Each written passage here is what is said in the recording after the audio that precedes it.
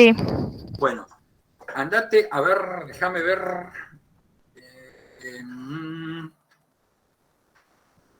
Espérate un cachito. Así. Porque si yo te lo digo solamente, después, cuando no te acuerdes, lo vas a buscar de vuelta.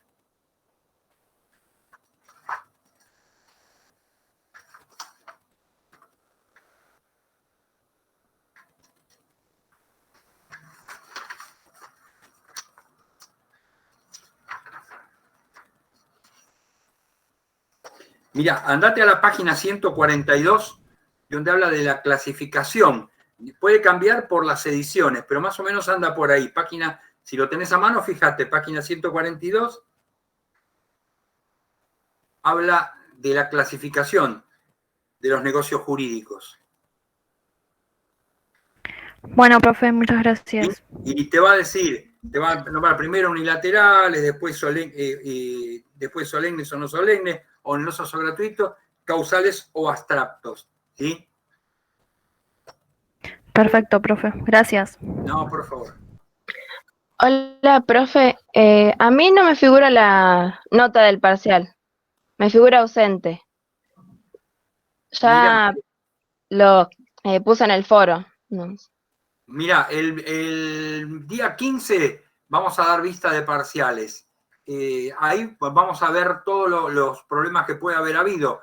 En realidad, parciales se corrigieron todos. Había uno o dos que no tenían nombre, que se habían olvidado de ponerle, no le pusieron ni nombre ni número de documento. Así que si sos alguno de esos, puede ser. Pero no, parciales extraviados no hay ninguno. Los parciales no se nos extravían. El que entregó el parcial fue corregido. ¿En qué aula estuviste? En la suya. En la mía. Sí. Espera un cachito, a ver. Espera. Vos te fijaste en el guaraní, no figurás. No, me aparece ausente. Te aparece ausente. Sí. Bueno, después me voy a fijar igualmente, porque si no ahora tengo que ir a buscar el otro portafolio. Lo voy a tener en cuenta, Nadia Zapata. Sí. Porque los parciales no salieron de ahí, se separaron y se llevaron. Y no, yo creo que no tenía ninguno que no tenía nombre. Y a los que no tenían nombre y tenían nombre de documento, que había un par, los busqué en la lista y les puse nombre. Pero bueno, lo vamos a tener en cuenta a ver qué pasó. Bueno, gracias. Tengan en cuenta que el día 15 vamos a dar la vista de parciales. Ustedes siempre hablan de revisión. Los parciales no se revisan, sino que se le da vista. ¿Por qué? Porque la corrección, la nota no se modifica. Si no sería pensar que nosotros nos equivocamos siempre, entonces damos la vista para ver si no, cambiamos la nota. Las notas no se cambian. Lo que sí le vamos a explicar qué es lo que pusieron, si alguno tiene duda, explicarle qué es lo que pusieron mal. ¿Sí? Profe, yo había pedido mi revisión no justamente para que se me modificara la nota, sino para saber en qué, o sea, qué es lo que tenía que Bueno, mejorar por para el eso el próximo 15 parcial, lo ¿no? vamos a hacer. El 15 lo vamos a hacer, vamos a estar todos, se van a tener que unir a la plataforma institucional. ¿Vieron la que figura como plataforma 1? En el campus. No la vi, Sí, profe. pero Sería el grupo 1. El grupo 1, claro, se unen todos al grupo 1, que es la plataforma institucional, y ahí vamos a estar los 4 docentes con los parciales, porque si no es imposible juntarnos de otra manera. Entonces cada Perfecto, uno profe. va a explicarle qué es lo que se equivocaron. Yo lo que vi, mucha falta de lectura, muy agarrada de los pelos las cosas, se ve que tuvieron otras cosas en el medio y no le dedicaron demasiado tiempo. Porque si no, aún con lo que vimos en clase, solamente tendrían que haber aprobado. Pero claro, con lo que vimos en clase, más o menos textualmente, ¿no? Pero la verdad que yo esperaba más, mejor resultado. No notas tan bajas. Profesor, con Sí. respecto a mí, que yo me saqué una nota bastante baja, Bueno, yo lo que pasa es que estaba cursando la virtualidad. Tuve que empezar a trabajar y me anoté en 4 materias. Y no pude. Me di cuenta que sí. No, 4 materias. es 4 mucho, materias es mucho. Claro, lo que es pasa es que yo estaba complejo. en casa, pero tuve que volver a trabajar presencial y se me comió todo el tiempo y bueno. Y sí, Así que bueno, esperaré cursarla ahora, como le dije anteriormente, y bueno, ahora estoy poniendo pila, pero bueno. sí, No, sí, no, sí, no, desde ya. no quiere decir que no, digamos que usted tenga, que yo no le entendí a usted. Usted explica perfecto, no es por ser obsecuente ni nada por el estilo, pero no, fue una falla mía me sentí superado con todas las otras materias y no pude llegar. Ok.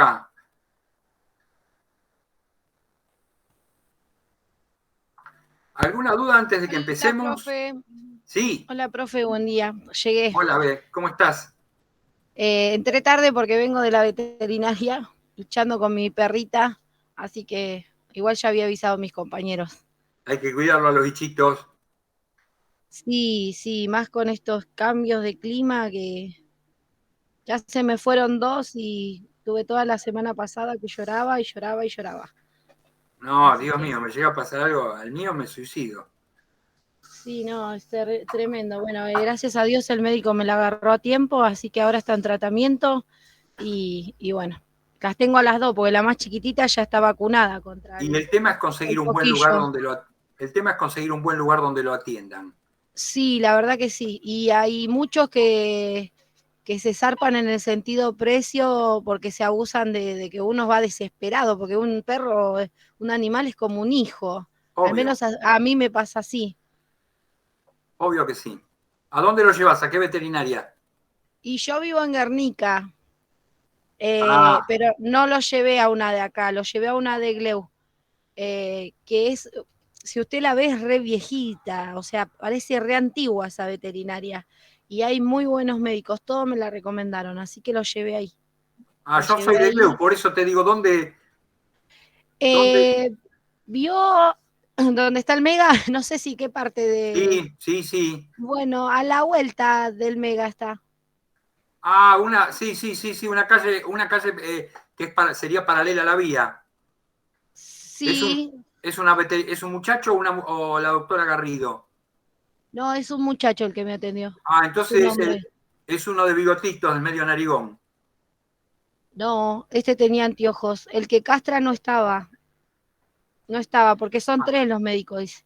mira, cuando Eh, tengas una urgencia Sí, grave, andate a Banfield. Hay un centro veterinario que se llama sí, CBD, sí.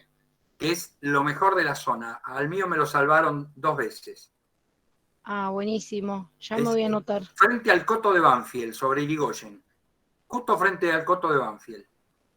Buenísimo. Gracias por la data, profe.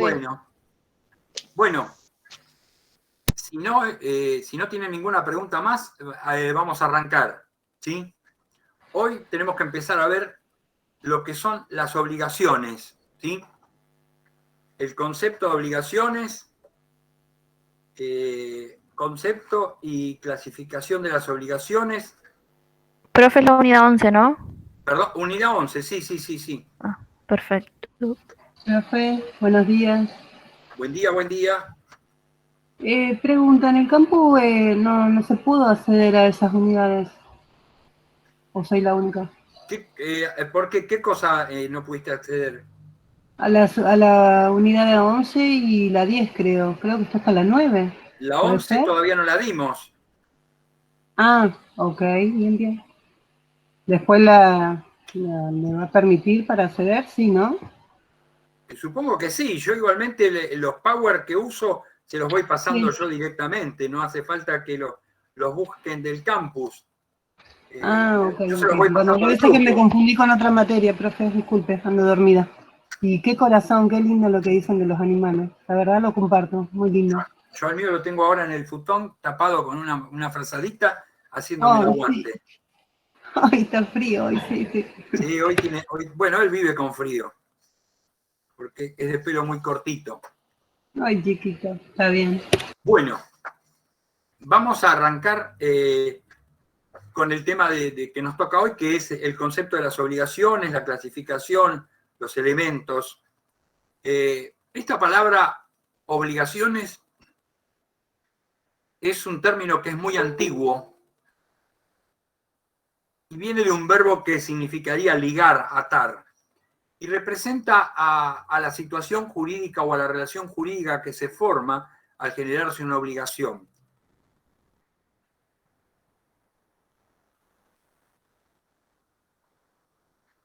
La relación jurídica, dijo, por ejemplo. ¿Perdón? Guido, ¿me dijiste algo? Sí, a la relación jurídica.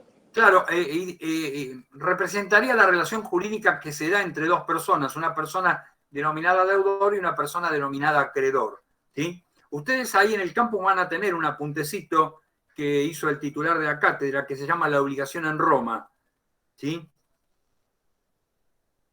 Y les va a hablar de las definiciones de Justiniano. Es interesante que lo lean porque no es muy largo y es muy instructivo, ¿sí?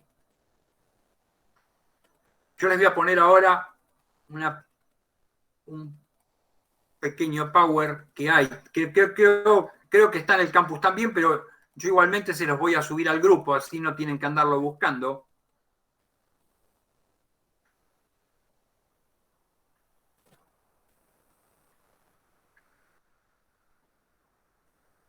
A ver, porque...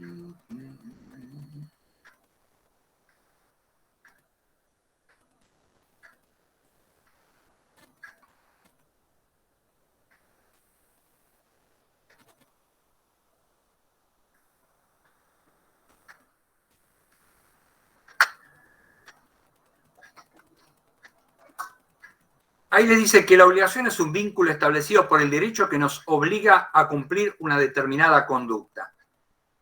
¿Qué quiere decir? Que el derecho nos va a formar o nos va a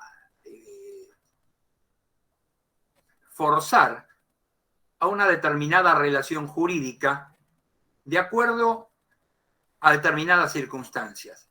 Cuando veamos la unidad siguiente, que es la unidad 12, que a mí me gustaba siempre darla al revés, como la dábamos antes, que habla de las fuentes, en general vamos a ver que hay diferentes formas de generarse una obligación, ¿sí?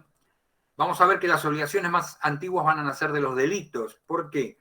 Porque cuando uno comete un delito, instantáneamente surge una obligación. Hay alguien golpeando. Instantáneamente va a surgir una obligación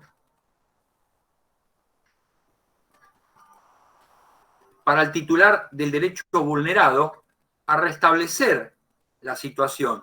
Ejemplo, si una persona le roba un objeto determinado a otra, surge la obligación de reponer ese objeto, además del castigo penal que tenga. Si una persona le causa un daño a otra, independientemente de la responsabilidad penal que tenga, va a surgir una responsabilidad civil que va a estar representada por una obligación. ¿Cuál va a ser? La obligación de resarcir el daño, por ejemplo. ¿Sí? ¿Se entiende esto? Sí, sí, sí. Sí, profe. Ahí le pone dos definiciones, una definición de Justiniano y una definición de Paulo. La primera de Justiniano la hacen las institutas y dice que es un vínculo jurídico por el cual somos constreñidos con la necesidad de pagar alguna cosa según las leyes de nuestra ciudad. Y precisamente esa palabra constreñido es la piedra angular de las obligaciones. ¿Por qué? Porque cuando uno debe algo, está forzado, está compelido, está constreñido, como dice esa palabra, a cumplir, ¿sí? Cuando uno asume una obligación, la debe cumplir. Paulo en el digesto a su vez dice que la esencia de la obligación no consiste en que uno haga nuestra una cosa o servidumbre, sino en constreñir a otro para que nos dé, haga o indemnice algo, ¿sí? Y en realidad eso representaría a lo que serían el objeto de las obligaciones. Las obligaciones siempre van a consistir en un dar, en un hacer o en un prestar. Y acá en la última parte del digesto se ve la posibilidad de que las fuentes sean tanto fuentes contractuales o fuentes delictuales. Cuando habla de que nos dé, haga, es netamente civil, ¿sí? En cambio, cuando habla de indemnizar algo, puede ser tanto por un daños y perjuicios, ¿sí? O por un delito. Eso después lo vamos a ver en las fuentes.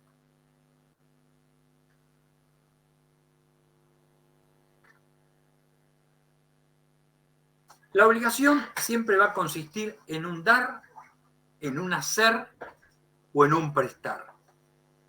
Ahí aclara también en donde dice facere, que es hacer, dice o non facere. No hacer, ustedes ya lo vieron, ¿cuándo hay obligaciones de no hacer? ¿O quién tiene obligaciones de no hacer sobre sí?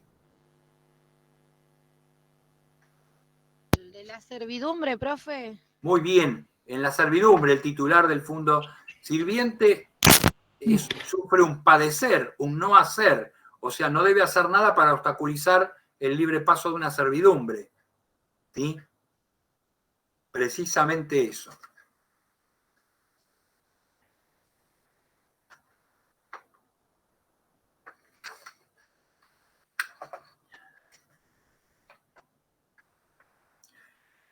Las obligaciones en Roma estaban conformadas por 4 elementos, que en realidad serían 3, porque el sujeto lo vemos desde una faz activa o de una faz pasiva, ¿sí?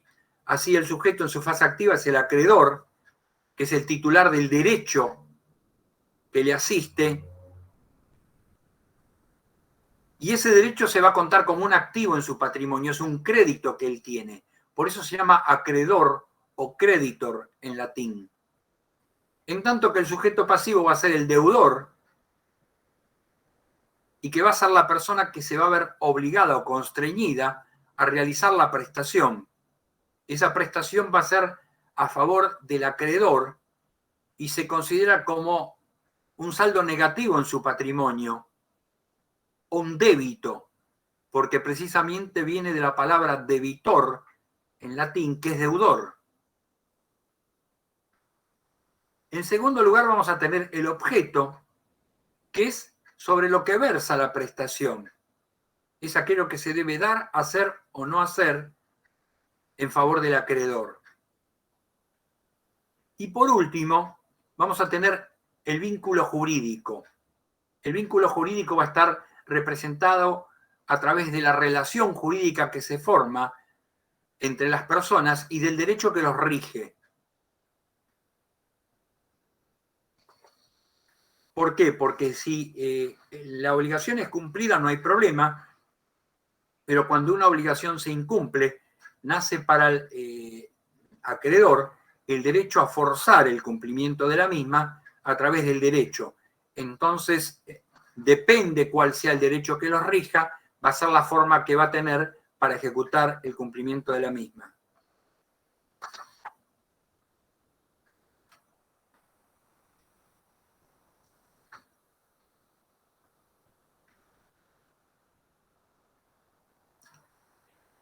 Hay un contrato muy antiguo, algunos lo denominan contratos, otros lo llaman forma obligacional, ¿sí? Cuando veamos contratos en la unidad correspondiente, que creo que es la 13, vamos a ver que algunos autores lo toman como una forma contractual, el nexum, y precisamente la palabra nexum significa unión, ¿sí? Si yo estoy anexado, estoy unido. Originalmente del latín significa ligar, porque es estar ligado también. Y significaba propiamente lo que está o ha estado ligado. A ver, esperen un cachito que hay alguien golpeando. Ahí está.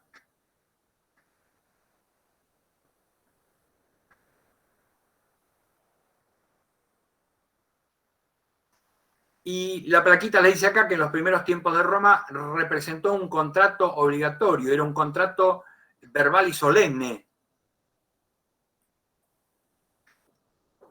Ahí dice un mutuo simbólico. Un mutuo simbólico es un préstamo de consumo hecho de manera ritual y que tenía unos efectos jurídicos rigurosamente determinados. ¿Por qué? Porque era un negocio solemne, era un negocio jurídico formal y solemne. Y era contraído de la misma forma que el emancipatio, o sea, pesando el dinero en una balanza, la balanza que era sostenida por el libripens, en presencia de 5 ciudadanos, y después seguida de una forma sacramental, que era la nuncupatio, que eran las convenciones que se podían acompañar. Podía ser sobre el tiempo de pago, el lugar, los intereses, cualquier otra cláusula que se quisiera adosar a esa obligación, y por lo tanto lo van a ver en algunos lugares esas cláusulas que se le acompañan como cláusulas nuncupativas, ¿sí?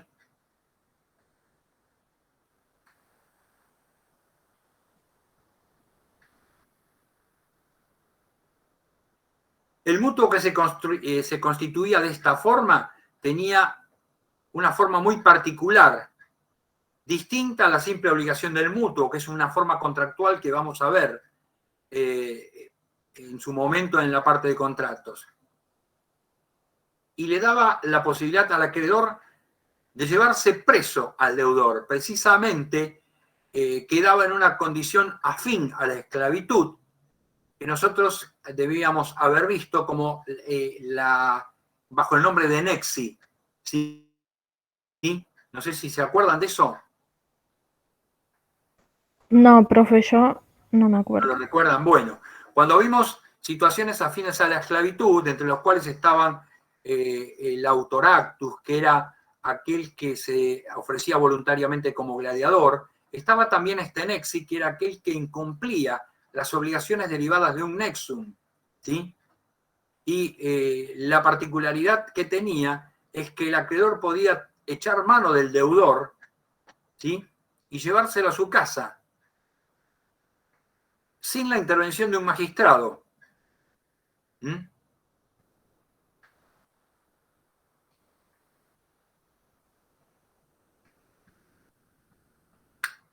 Profe, yo no entendí.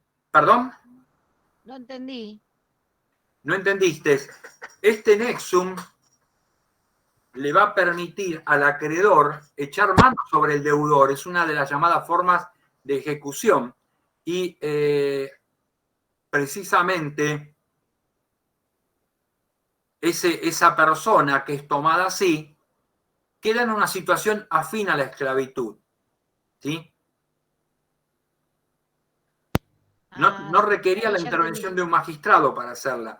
¿Por qué? Porque estaba hecho a través de una forma solemne. Por lo tanto, esa solemnidad le daba al acreedor la facultad de ejecutar sobre la persona del deudor la obligación que éste había asumido. ¿Sí? Este contrato verbal, acá les pone la plaquita, aproximadamente en el año 326 se va a dictar una lex que se llama Lex Poetelia Papiria, que fue motivada por las ejecuciones de los patricios con respecto a los plebeyos sobre las deudas. Y va a liberar del arresto personal a todos aquellos que se encontraran bajo el sistema de los nexi. Y va a abolir la forma del nexum.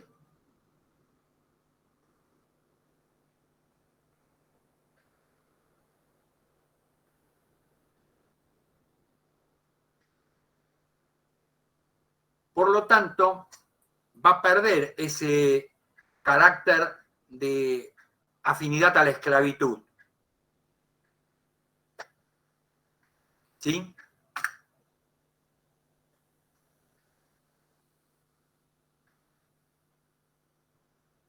¿Estamos bien hasta acá? Sí, profe. Sí, Bueno. profe. Hay una clasificación de obligaciones que se basa precisamente en los elementos que tiene la obligación. Dijimos que la obligación está compuesta por el sujeto, o está compuesta por los sujetos, por el objeto de las obligaciones y por la naturaleza del vínculo. Entonces vamos a decir que hay obligaciones clasificadas según los sujetos, según el objeto y según la naturaleza del vínculo que une al acreedor con el deudor. Según, voy a buscar, a ver, acá si tengo, porque tengo otro power.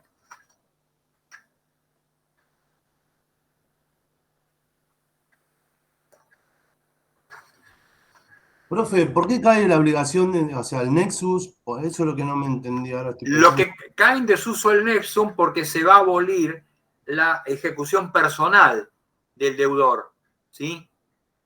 Ya no va a poder ser un proceso arbitrario o una medida arbitraria en la cual por la simple acuerdo de voluntades se permitía que otro echara mano de una persona, ¿sí? Claro. Entonces se va a tener que pasar a los medios de ejecución ordinaria. Que después lo vamos a ver, medios de ejecución de las obligaciones incumplidas. Está bien, pasaría a ser más, claro, está bien. Más humano el tema. Está bien. ¿Sí? Perfecto.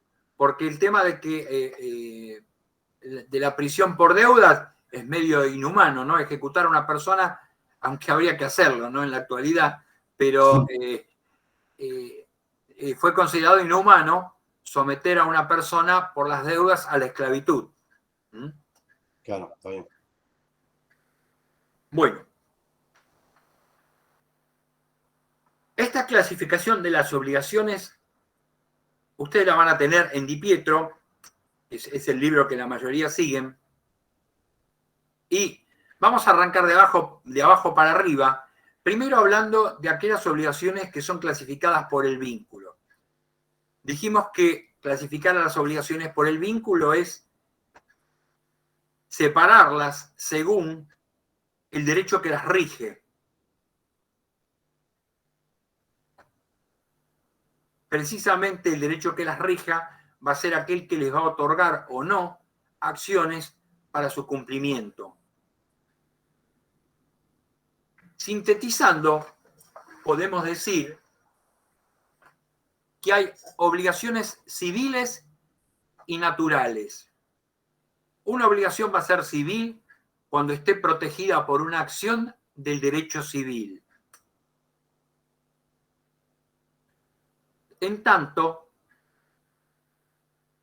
una obligación va a ser natural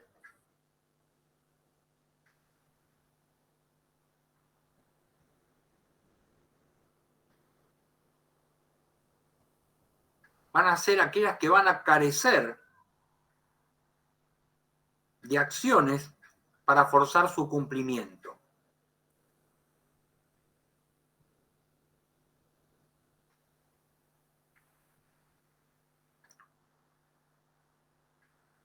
Ahí les va a hablar de ciertos casos, Di Pietro, en los cuales, por razones de equidad,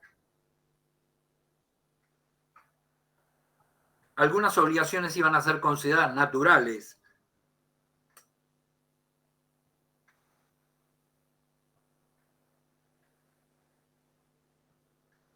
Y les va a nombrar, por ejemplo, aquellas obligaciones que eran asumidas por un esclavo sin la autorización del amo, o las obligaciones contraídas entre los fili entre sí,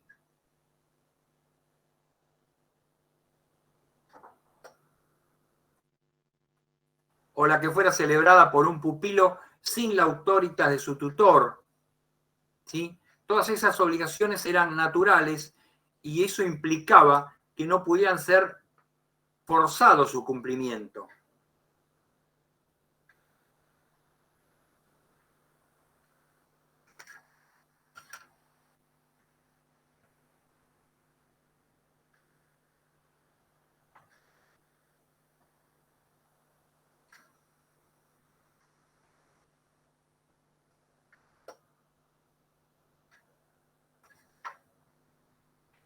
El hecho que no se pueda forzar su cumplimiento no quiere decir que no se puedan llegar a percibir el cobro de la misma. ¿Por qué?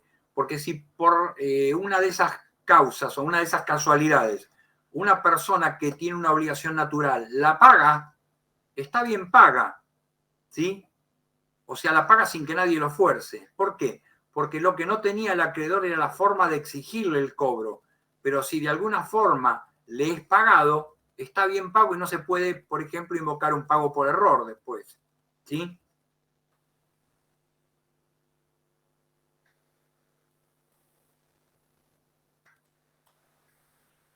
Generalmente vamos a ver que las obligaciones naturales van a ser todas aquellas que, algunas por razones de equidad, otras por haber perdido la acción. ¿Qué quiere decir? Lo que nosotros hoy conocemos como prescripción. Ustedes vieron teoría general del proceso, ¿verdad? Sí, profe. Sí. Sí, Bueno, vieron que la prescripción es la pérdida de la acción por el mero transcurso del tiempo. Precisamente una obligación puede ser civil y convertirse en natural porque ha perdido la exigibilidad jurídica. O sea, ha transcurrido un tiempo que ha hecho que muera la acción que tenía el acreedor para satisfacer su deuda, o mejor dicho, su crédito, ¿sí?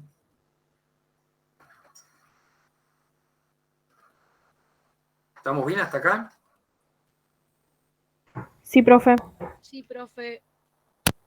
O sea, ellos determinaban ellos determinaban un plazo que podría ser perentorio, digamos.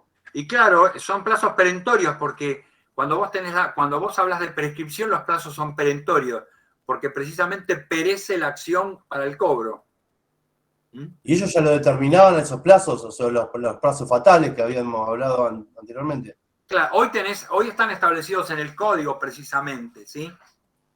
No, me refiero a los romanos, o sea, en el tiempo romano, ya tenían esos plazos medio Y establecidos. por ejemplo, el plazo de la usucapión es un plazo que se considera, es un plazo perentorio. ¿Por qué? Porque aquel que posee una cosa quieta y pacíficamente durante un determinado tiempo, ¿sí?, adquiere el dominio de la misma, ¿sí? Claro, O a través de la posesión. está bien. Bueno, en segundo lugar, habla de obligaciones civiles y honorarias. Acá en realidad, ya dijimos que obligaciones civiles son aquellas que están protegidas por una acción derivada del derecho civil. En tanto, una obligación honoraria va a ser aquella que, no estando protegida por una acción del derecho civil, son dotadas de una acción por el pretor. Precisamente toman su nombre del ius honorarium o derecho pretoriano, porque son creaciones del pretor. ¿Podría repetirlo, profe? ¿Perdón? ¿Podría repetirlo, por favor? Sí, las obligaciones honorarias son aquellas que, no estando protegidas por una acción, son dotadas de acciones a través de la obra del pretor. Por eso toma su nombre del ius honorarium y son denominadas acciones honorarias o pretorianas.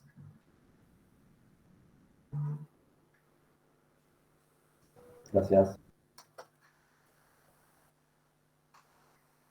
Cuando habla de las acciones stricti iuri y de buena fe,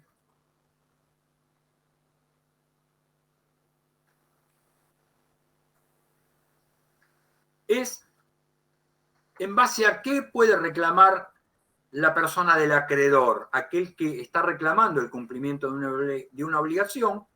Si la obligación es llamada de estricto derecho, va a poder reclamar aquello que hubiera convenido estrictamente.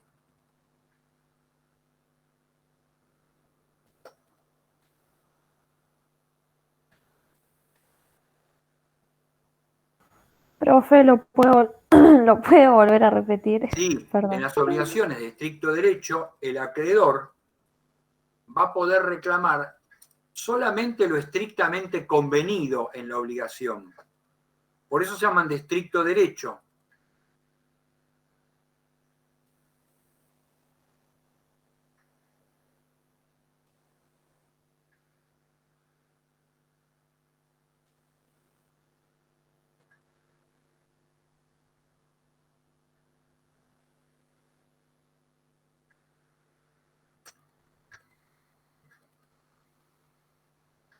En cambio, cuando una obligación es de buena fe o bona fide,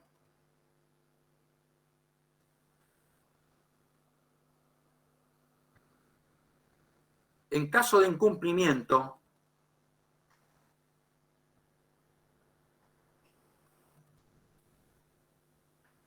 el que oficie como juez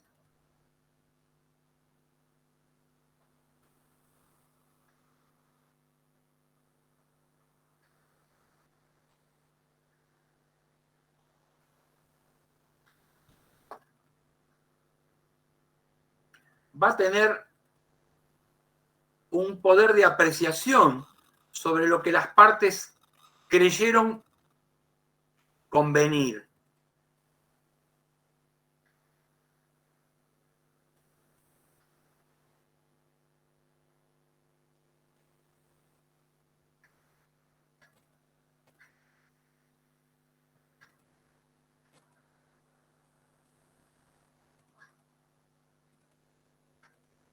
Un ejemplo claro de buena fe es las acciones por daños y perjuicios.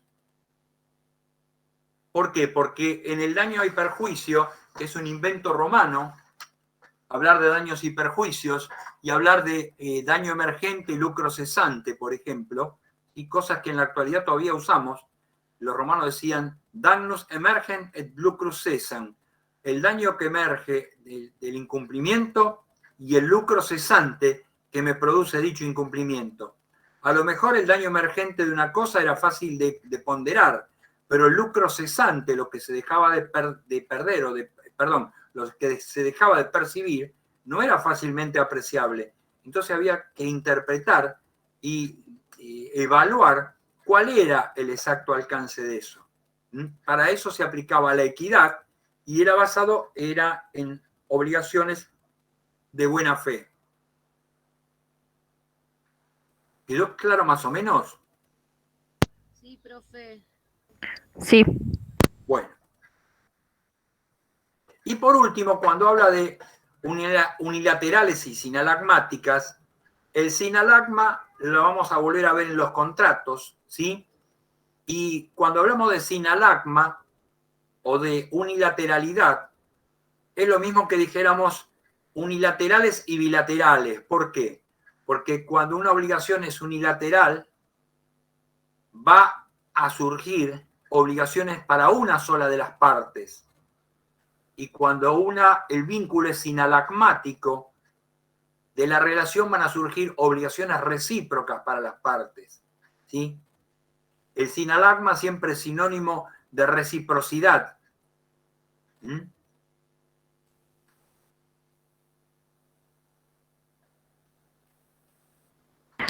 O sea que unilaterales serían solamente las obligaciones para... Obligación, cuando hablas de una obligación unilateral, es que hay obligaciones para una sola de las partes, ¿sí? Y cuando hablas de una obligación sinalagmática, es que va a generar obligaciones para ambas partes.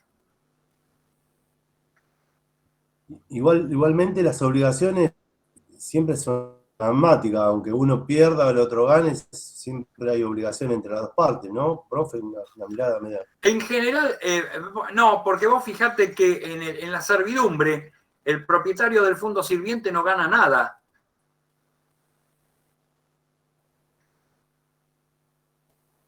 Claro, ¿O no? está bien. Claro, sí, no, yo lo pensé con claro, pero hay obligaciones en las cuales una parte recibe, el beneficiario recibe el beneficio del paso a cambio de nada. Por lo tanto, hay obligaciones para una sola de las partes, que es la que debe padecer el paso. ¿Sí?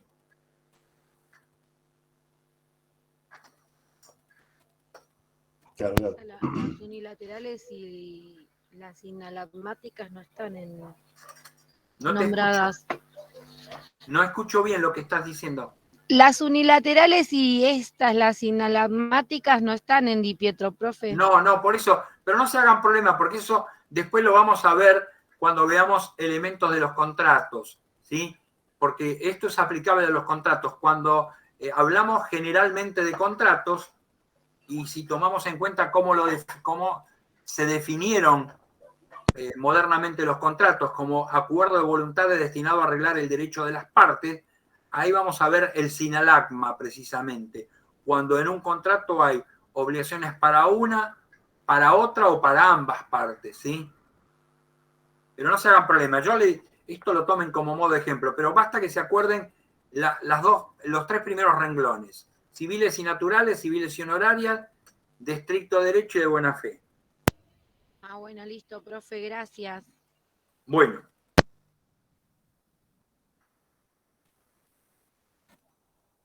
Vamos a ir ahora a las obligaciones según los sujetos.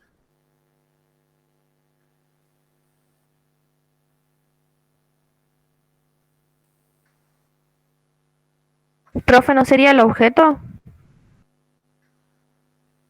¿Querés que empecemos por el objeto? Empezamos por el objeto. Sí, porfi, pues ya lo copié. Bueno, ahí tienen las obligaciones según el objeto, y que es importante esta clasificación, porque habla de obligaciones de género o genéricas,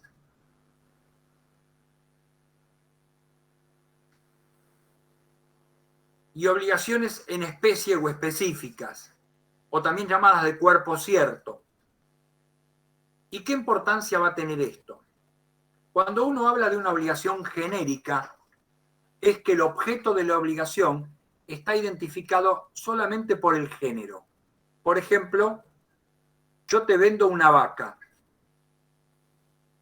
¿Qué importancia tiene esto? Esperen que tome un poquito de agua. ¿Qué importancia tiene esto? La importancia radica en que los romanos decían que el género no perece. Por lo tanto, la obligación nunca se iba a tornar de imposible cumplimiento. Se tendría que extinguir hasta la última vaca del planeta para que esa obligación se torne de imposible cumplimiento. En cambio, cuando la obligación es específica o de cuerpo cierto, el objeto de la obligación es único, y si ese objeto desaparece, la obligación se va a tornar de imposible cumplimiento. Ejemplo, si yo me comprometiera a venderle el obelisco, si el obelisco desaparece no se lo puedo vender porque no hay otro, ¿sí? ¿Se entiende? Si vamos a un ejemplo más sencillo. Claro, porque es único. Es único, ¿sí? Precisamente está especificado, ¿sí? Por eso se habla de especie o cuerpo cierto. Y la importancia que tiene es esa, ¿sí? Una obligación genérica nunca va a ser de imposible cumplimiento.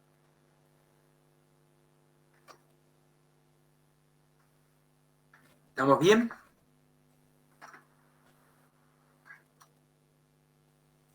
Perfecto. En segundo lugar, vamos a tener obligaciones alternativas o facultativas. Y son parecidos los dos términos, pero en realidad va a haber una diferencia fundamental entre ambos. Una obligación va a ser alternativa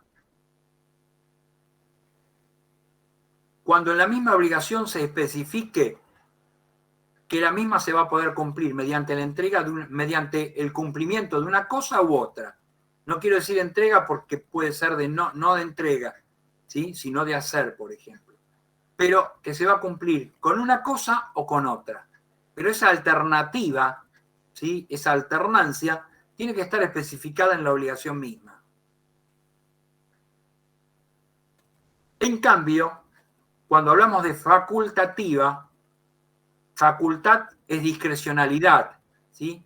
Es cuando en una obligación el deudor está facultado precisamente a extinguir la obligación mediante el cumplimiento de una cosa o de otra a su elección. Acá la facultad queda en cabeza del acreedor, perdón, del deudor. Pero hay un problema acá, que el deudor no está facultado a extinguir su obligación entregando una cosa distinta en principio, salvo que la obligación sea alternativa o facultativa. Y en el caso de ser facultativa, que la cosa que entregue en lugar de lo convenido en primer término esté a conformidad o sea de conformidad del acreedor. Le doy un ejemplo. Si yo pacto una obligación facultativa con una persona y que tenía que entregar para extinguir la obligación una vaca, pero lo faculto a entregar otra cosa, para que yo esté conforme con lo que él me da, tiene que haber una equivalencia de precios entre las cosas. No puede, si me tiene que entregar una vaca, entregarme una gallina, ¿sí? O un pato. Ahora, si me tiene que entregar una vaca y no me la puede entregar, pero me entrega 3 ovejas, o 4 ovejas, o 2 chanchos, a lo mejor yo estoy conforme y sí decido dar por extinguida la obligación. ¿Se entiende? Sí, profe. ¿Qué quiere decir? Que esta facultad debe ser ejecutada racionalmente, guardando una relación de valor entre la cosa originalmente debida y la que ahora se usa para extinguir la obligación.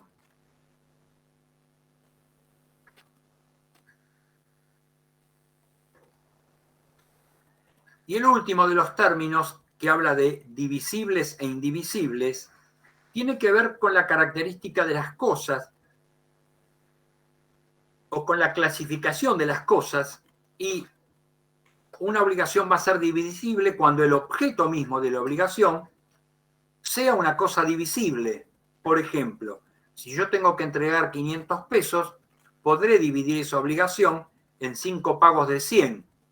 Ahora, si la obligación consiste en entregar una vaca, yo no puedo entregar media vaca hoy y media vaca mañana, porque ya no va a ser una vaca, sino van a ser 2 mediarreses. ¿Sí? ¿Por qué? Porque la cosa en sí misma es indivisible. ¿Se entiende? Sí, sí. Sí. se entiende. Bueno. Ahora vamos a pasar a las obligaciones según los sujetos. Y hay obligaciones con sujeto variable, que son llamadas también ambulatorias o propter rem, porque van a seguir a la cosa, independientemente de quién sea el titular. Ahora vamos a verla de esta forma y después vamos a ver otra forma de clasificarla, ¿sí? Otras que se llaman obligaciones correales o solidarias, porque van a plantear la solidaridad de la responsabilidad entre los deudores.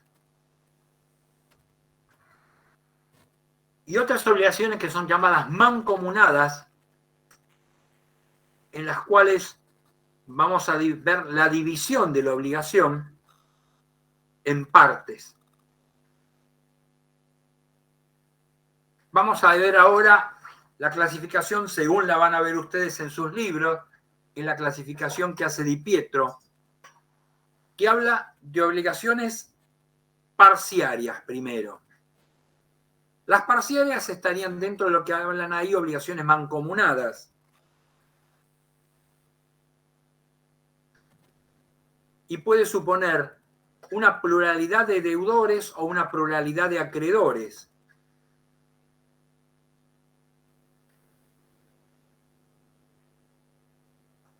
Si hubiera muchos acreedores y un solo deudor, cada acreedor solo podrá reclamar su parte.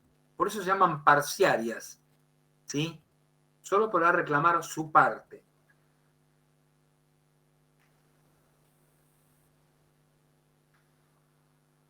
Y si hubiera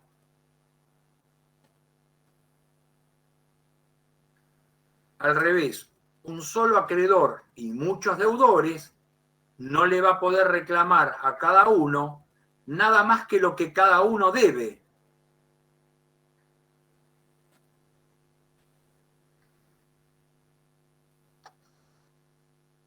Esto las va a diferenciar de las obligaciones que están arriba, que son las solidarias,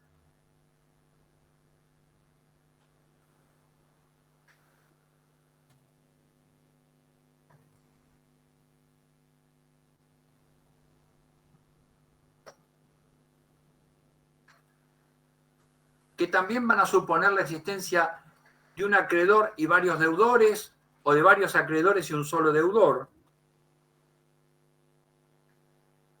y toman su nombre de la palabra solidum, que es el todo,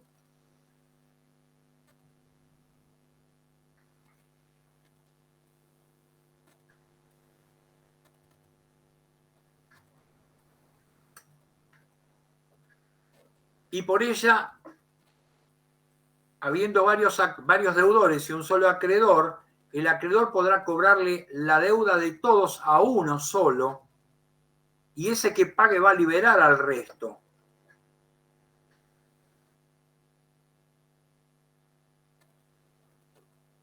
En un principio en Roma no se permitió que aquel que pagaba y liberaba a los demás recuperara lo pagado en beneficio del resto.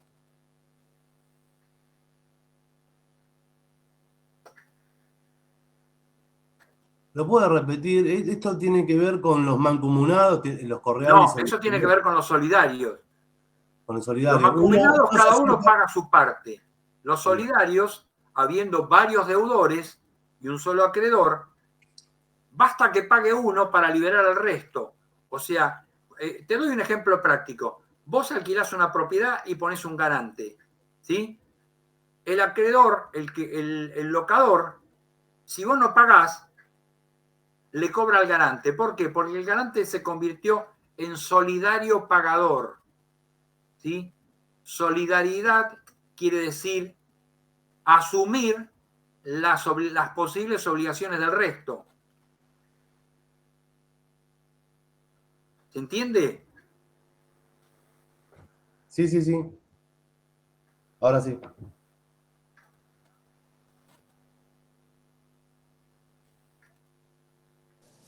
¿Puede dar un concepto del primero, profe? ¿De cuál? De sujeto variable. Ahora de sujeto variable. Sujeto variable es, te doy un ejemplo actual. Las obligaciones Procter-Ren, el ejemplo típico lo tenés en las expensas de los departamentos. La expensa no grava al titular del departamento, sino que grava al inmueble, independientemente de quién sea el titular del inmueble. Se llaman Procter-Ren porque siguen a la cosa y no al sujeto, ¿sí? Los romanos lo ejemplificaban con el dueño de un animal. Si un animal daña a una persona, ¿sí?, se va a perseguir al titular del animal en el momento en que se lo agarre. ¿Por qué? Porque sería como que la cosa es la garantía del daño sufrido. ¿Se entiende? Sí, sí. Y van a tener otro tipo de obligaciones también. Hay en Di Pietro que se las llaman cumulativas, de cumulus. Toma su nombre de una formación de nubes, ¿sí? Hoy cuando vemos que viene una tormenta y vienen esas nubes grandes que parecen montañas de nubes, se llaman cumulus limbus.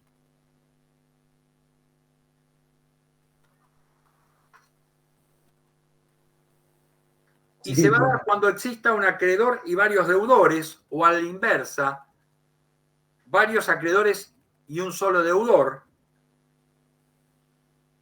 y va a haber una multiplicación de la obligación.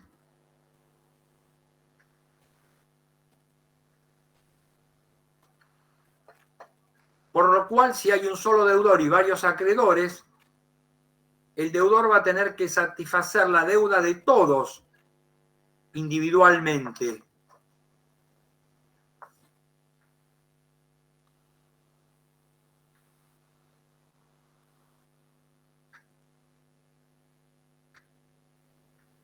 Y se dio generalmente, hay varios supuestos, pero un supuesto muy entendible es cuando varias personas cometen un delito.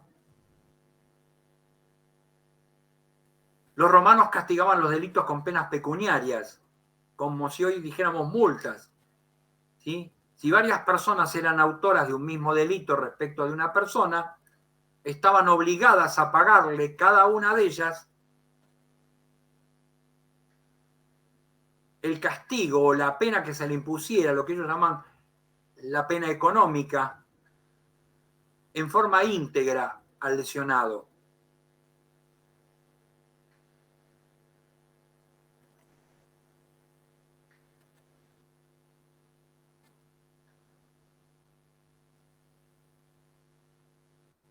También cuando una persona vendía repetidamente una misma cosa a varias personas,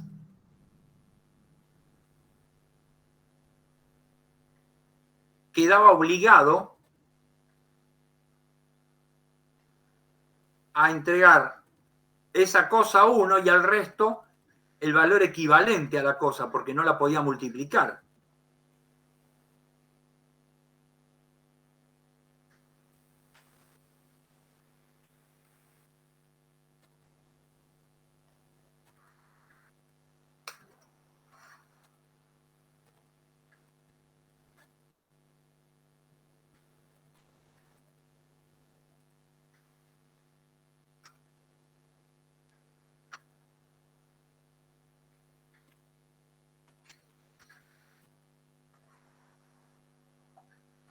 ¿Estamos bien hasta acá? Sí, sí, profe. Sí, profe.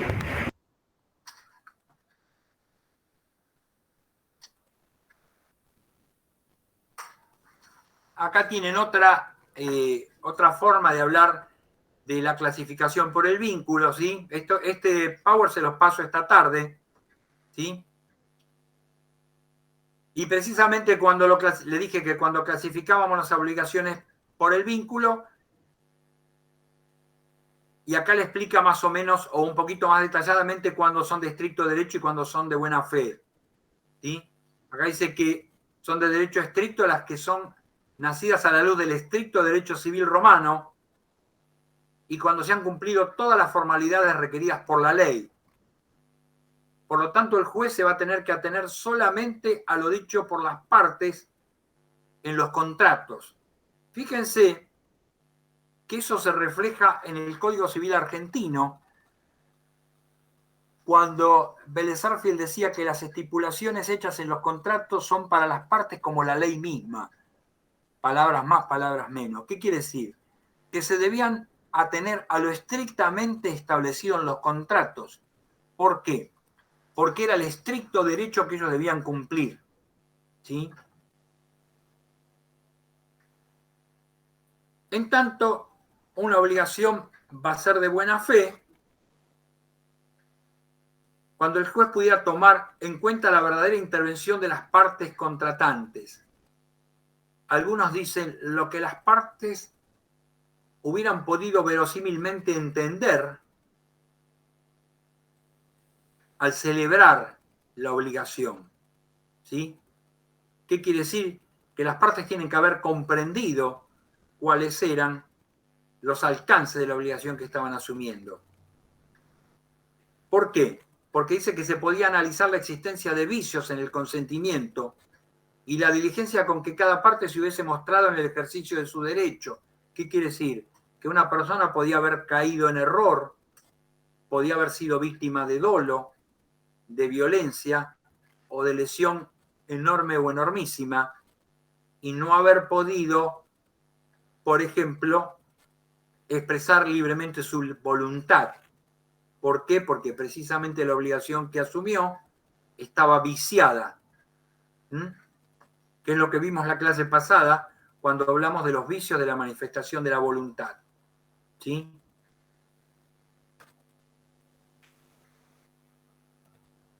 Bueno, acá habla de lo mismo. Cuando habla de un acreedor, un solo deudor, sujetos fijos o sujeto variable.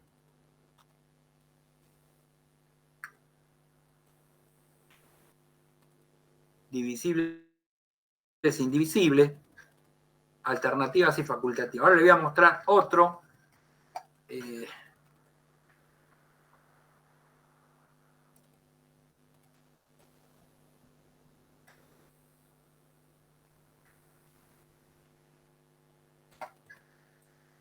Otro power, este se los voy a pasar también, que vuelve a hablar de la clasificación de las obligaciones según los sujetos, según el objeto y según el vínculo jurídico.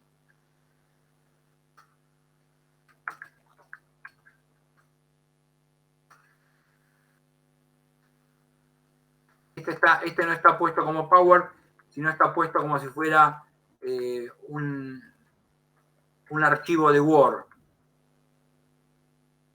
¿Sí?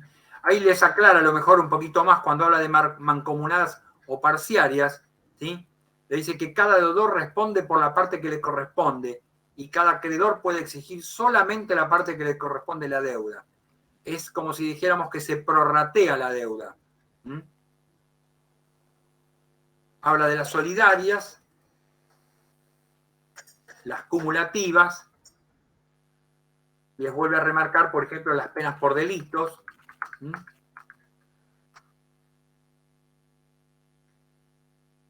La clasificación según el objeto.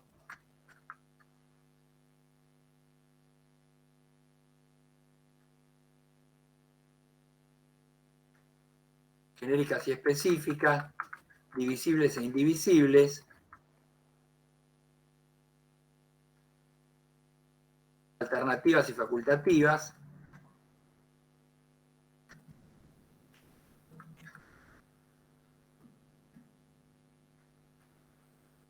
civiles y honorarias, civiles y naturales, de derecho estricto y de buena fe, ¿sí? Toda la clasificación que vimos hasta ahora. Así van a tener los dos power para verlos, ¿sí?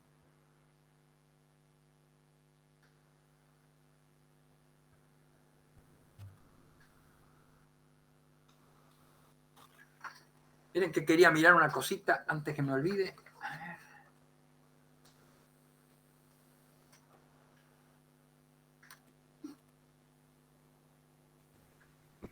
Profe, son muy similares, ¿no? Sí, sí, son similares. Están hechas de distintas formas, pero no se le voy a pasar las dos y así de las dos que la que más le guste la usan.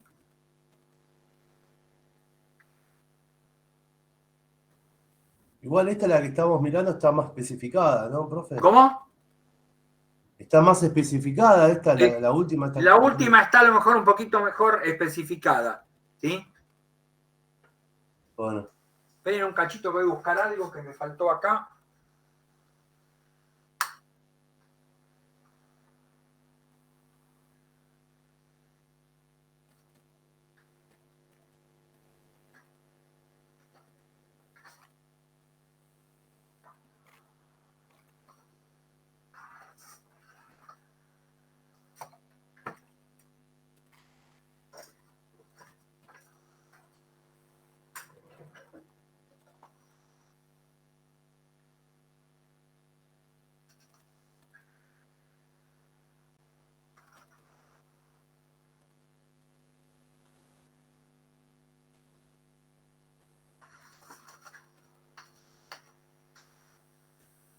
Estoy buscando que no me quede nada.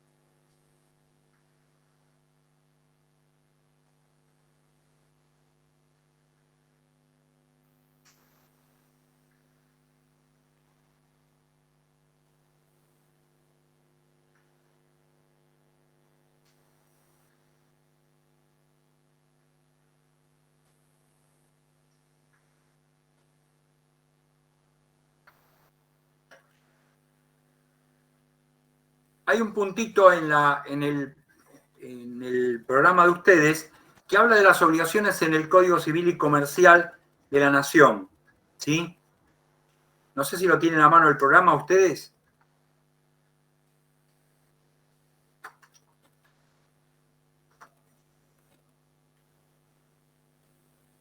Yo no, profe, ahí me fijo si querés.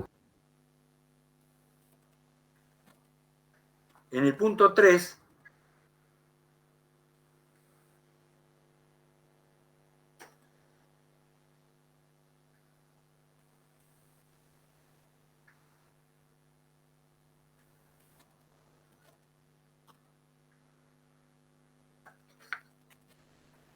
tienen que se los voy a buscar porque si no después les va a quedar en el aire.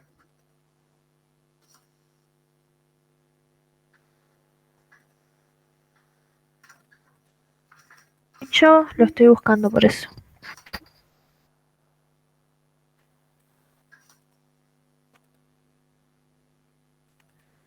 Ustedes lo tienen en el Código Civil y Comercial de la Nación, lo tienen a partir del artículo 743, las obligaciones, ¿sí? Pero lo que estoy buscando es una obligación en especial.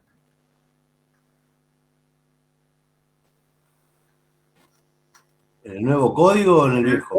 Cuando hablo de Código Civil y Comercial, es el nuevo. Ah, perdón.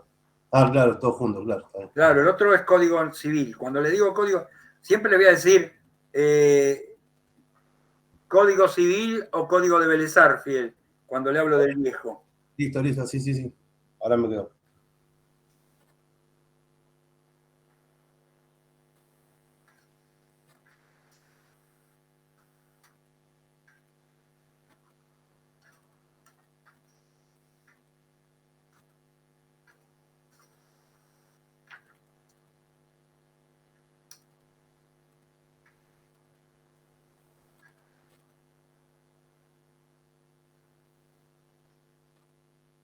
Porque no lo puedo encontrar ahora.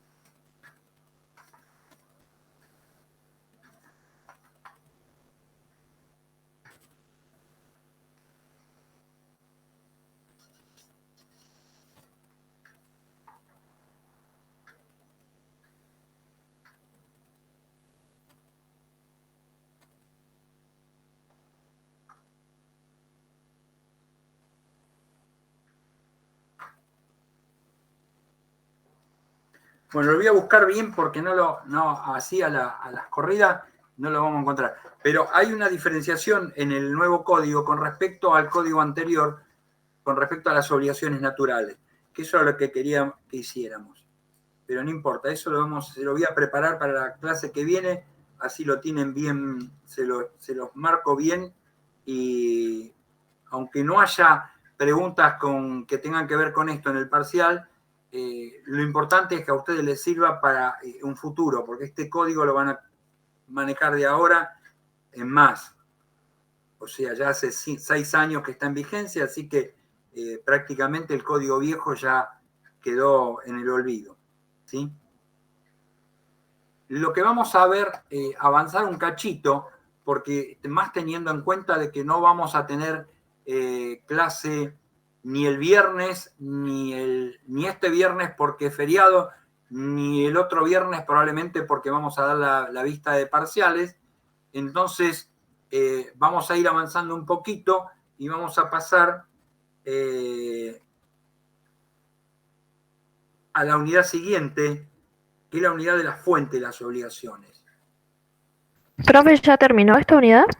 Esta unidad es cortita, esta unidad solamente es clasificación de obligaciones, ¿sí? Ah, bueno, está bien. Entonces sería la unidad 12. Ahora vamos a arrancar, vamos a arrancar con la unidad 12, ¿sí?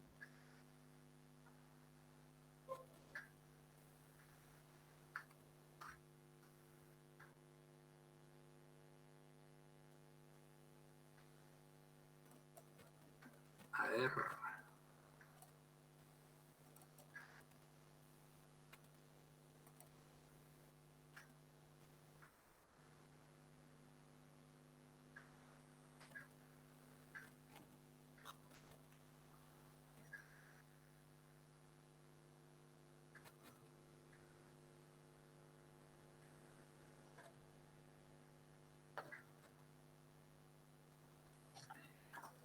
Cuando hablamos de fuentes, ¿qué se les ocurre? Profe, ahí encontré el 773 del artículo del Código A ver. Público. Ahí lo puse, lo pegué en el, digamos, en los mensajes, en el chat. En el chat, parate, porque estoy presentando pantalla, no lo vi. Las obligaciones de hacer es aquella cuyo objeto consiste en la presentación de un servicio, en la realización de un hecho, en el tiempo y lugar y modo acordados por las partes, dice. Eso es lo que dice el 773. ¿773? Sí. A ver, espérate.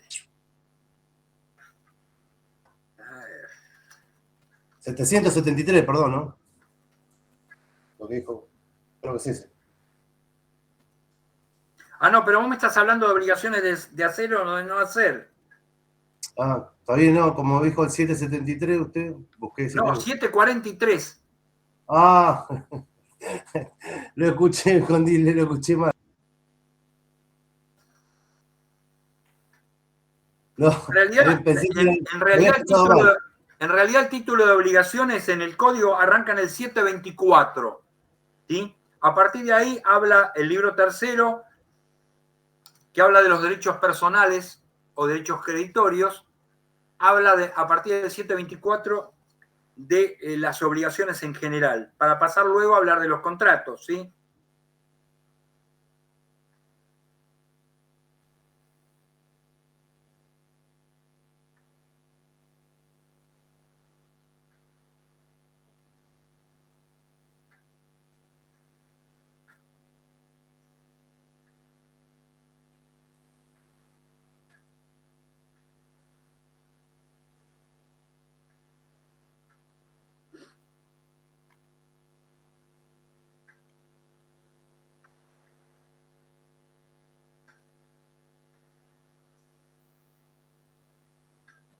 Bueno, le decía, cuando hablamos de fuentes, en general, si yo le digo, ¿qué es una fuente para ustedes? Sin decirle fuente de qué, le digo fuente, la palabra fuente, ¿qué es?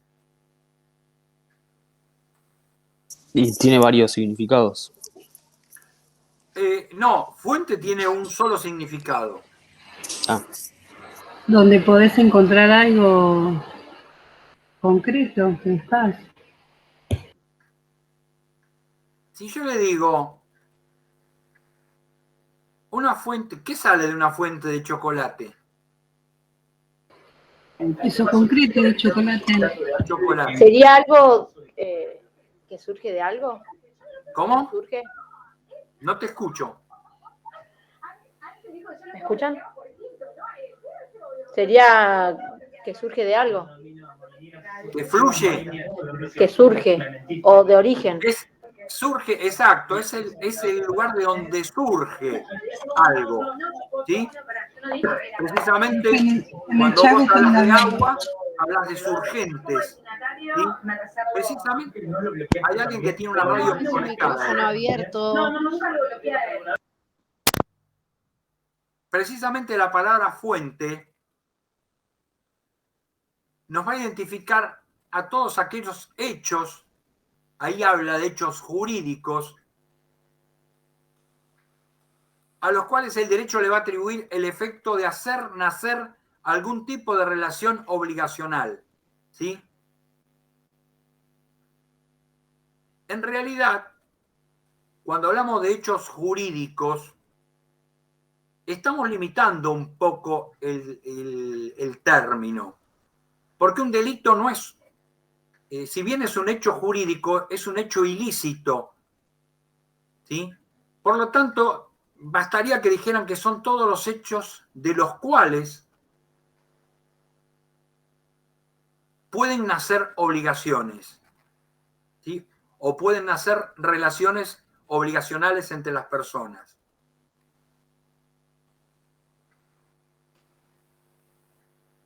Vamos a tener, hay cargada en el campus, ¿dónde estás? Acá estás. Un cuadrito de las fuentes de las obligaciones que habla de varios autores latinos.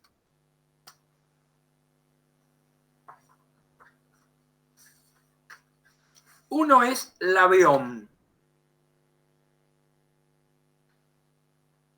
No sé si alguno de ustedes entró en el campus y buscó bibliografía al respecto de esto.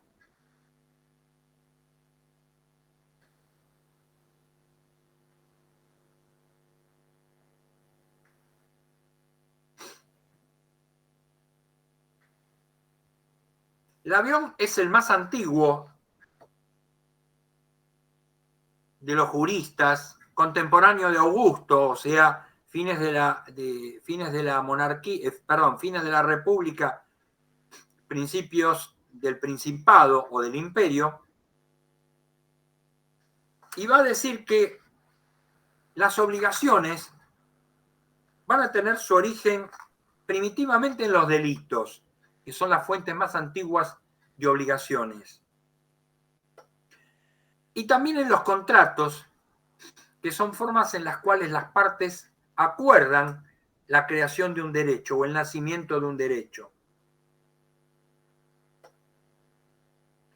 Pero va a haber otras obligaciones que se gestionan y ahí nos va a presentar lo que mucho tiempo después Justiniano va a definir como los cuasicontratos, ¿sí? Él habla de gestionar. Gestionar es conseguir algo para alguien, ¿sí? Pero después vamos a ver ese conseguirle algo para alguien, qué características debía tener para ser considerado un cuasicontrato, ¿sí? Después va a venir Gallo, es uno de los juristas que más hemos citado nosotros y de los que más vamos a citar,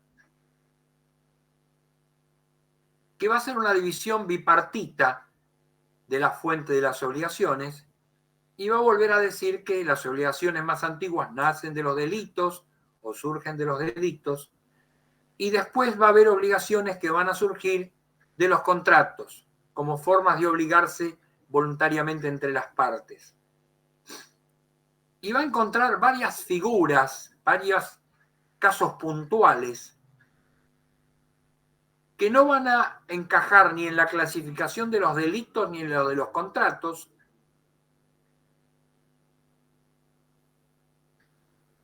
y que las va a denominar varias figuras de causa,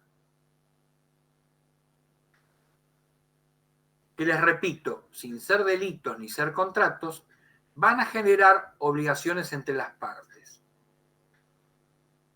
Por último, va a aparecer Justiniano, siglo VI de la era cristiana, que va a dejar delimitada definitivamente las fuentes de las obligaciones.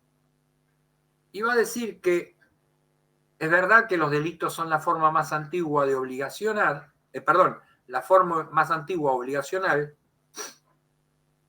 pero también hay cosas que se parecen a los delitos sin serlo, porque no se obra con dolo, que es la característica primordial de los delitos, sino que son cometidos con culpa o imprudencia o negligencia, y los va a denominar cuasidelitos, ¿sí? Y volviendo a la otra fuente clásica, que eran los contratos, va a decir que además de los contratos hay figuras que se parecen a los contratos, sin llegar a serlos, porque van a carecer de la voluntad de la persona en favor de quien se hacen, y los va a llamar cuasi contratos. Esas 4 fuentes van a ser consideradas durante mucho tiempo las fuentes obligacionales por excelencia. Aguarden un segundito, me voy a buscar un pañuelo.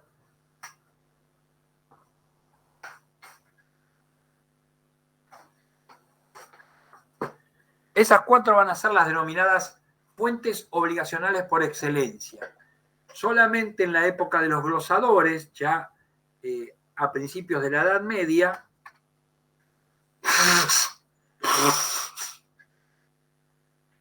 se va a incorporar la ley como una fuente de obligaciones. ¿Por qué?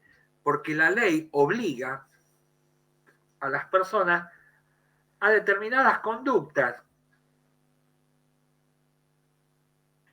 Por eso, hoy la ley es una de las principales fuentes de obligaciones. ¿Sí?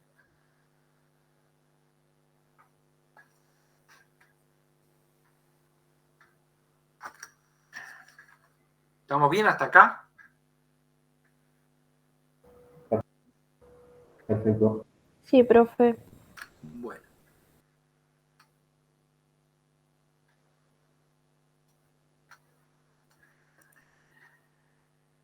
¿Qué es un contrato como fuente de obligaciones?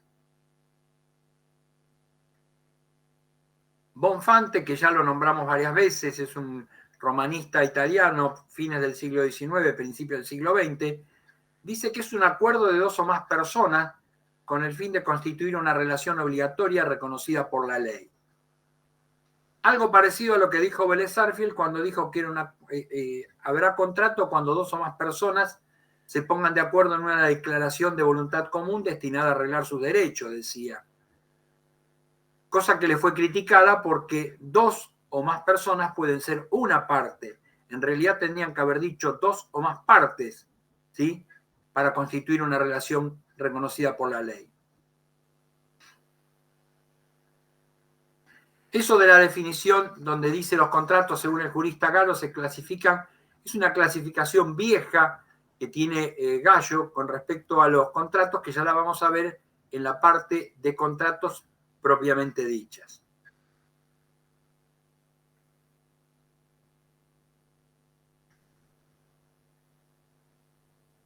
Con respecto a los delitos como fuente contractual, indudablemente los delitos son la forma más antigua de obligaciones. ¿Por qué? Porque antes que existiera el comercio, existió el robo, ¿sí? Cuando uno no podía comprar algo, lo robaba. Entonces, los delitos es la forma más antigua de generar obligaciones para resarcir el daño cometido. Y para los romanos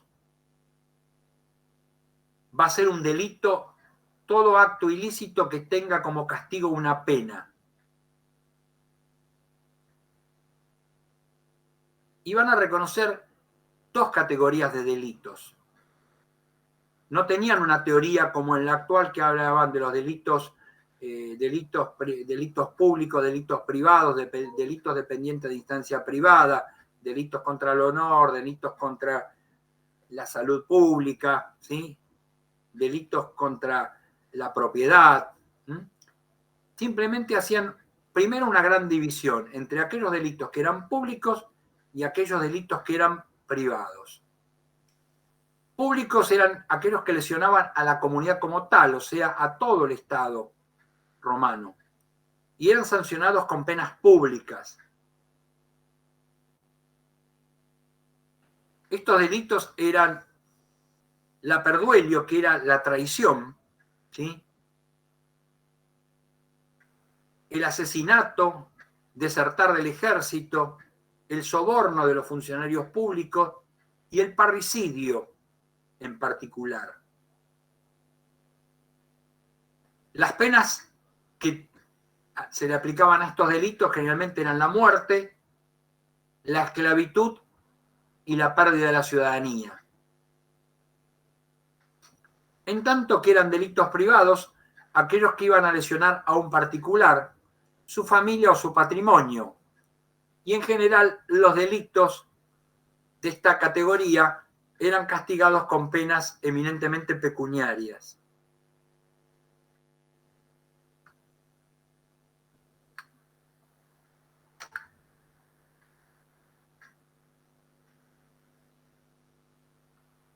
Les decía que no existía una gran clasificación de delitos, sino que Gallo, en las institutas, va a clasificar esencialmente cuatro tipos de delitos que tenían carácter privado. Los delitos también eran llamados maleficios, porque era algo que estaba mal hecho, ¿sí? Maleficium, o crimina. Por eso hoy hablamos de criminales, aquellos que cometen un crimen, que en realidad un crimen no es solamente, en la actualidad un crimen es solamente un homicidio, pero en Roma un crimen era todo tipo de delito, ¿sí? Y les vuelvo a decir que clasificaba cuatro tipos de delitos que podían afectar intereses privados. El furtum, la rapiña, que es rapina porque en realidad el latín no tiene ñ, el damnum injuria datum, o daño injustamente causado o daño dado sin derecho, y la injuria.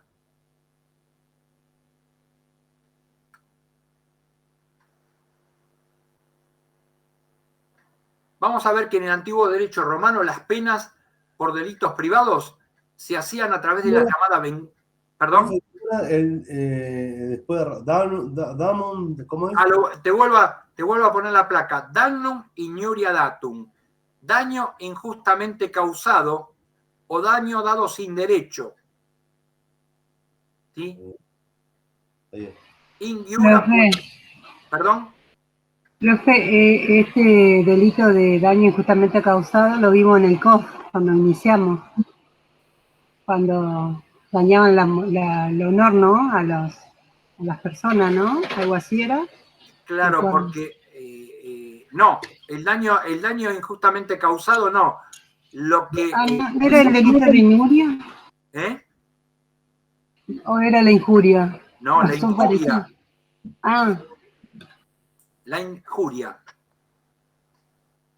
Porque vamos a ver que... Solo era un comentario nada más. Está bien, no importa, está bien. La injuria, porque la injuria va a englobar tres tipos de delitos distintos en la actualidad. La injuria va a englobar las lesiones, las injurias y las calumnias, de lo que serían delitos actuales, ¿sí? Lesiones, injurias y calumnias, ¿sí? Todo bajo ese término injuria. Precisamente ese término injuria es un término que, en el cual se puede ver que trasciende el latín a otras lenguas que no son consideradas descendientes del latín, pero que tienen cosas. ¿Por qué? Porque Roma estuvo presente en esos lugares. Inglaterra no tiene ni siquiera nuestro derecho, no sigue el derecho romano, pero en inglés, herir, ¿cómo se dice?